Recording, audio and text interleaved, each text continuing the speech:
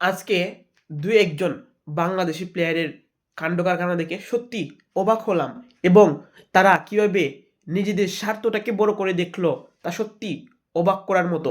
Ronan Sullivan ফাঁকায় রয়েছেন বারবার তিনি ডাকছেন যে আমাকে পাস দাও। পাসটা দিলেই হয়তো গোল করে ফেলতেন এবং গোল পেত বাংলাদেশ। কিন্তু না, তারা কি করলেন? তারা ওই দূর জায়গা থেকে শট নিলেন এবং ঠিক বাইরে দিয়ে গেল এবং সেই প্লেয়ারটি হচ্ছেন মুর্শেদ আলী। আপনারা হয়তো দেখেছেন, সমস্ত বাংলাদেশের মানুষ দেখেছে যে তিনি কিভাবে রোনান সুলিভানকে পাস দেননি।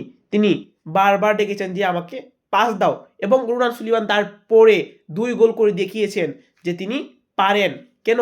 হাজার কিলোমিটার পাড়ি দিয়ে লাল সবুজের এই দেশে এসেছেন, দেশকে ভালোবেসেছেন। অবশ্যই তিনি বাংলাদেশের ভবিষ্যৎ সুপারস্টার। কিন্তু আজকে বাংলাদেশের ছেলেরা যে ছোট মন মানসিকতার পরিচয় দিয়েছে তাদের সাথে, তা সত্যি ভয়ঙ্কর এবং এই ধরনের মন মানসিকতা পরিহার করে বাংলাদেশকে এগিয়ে নিয়ে যেতে হবে।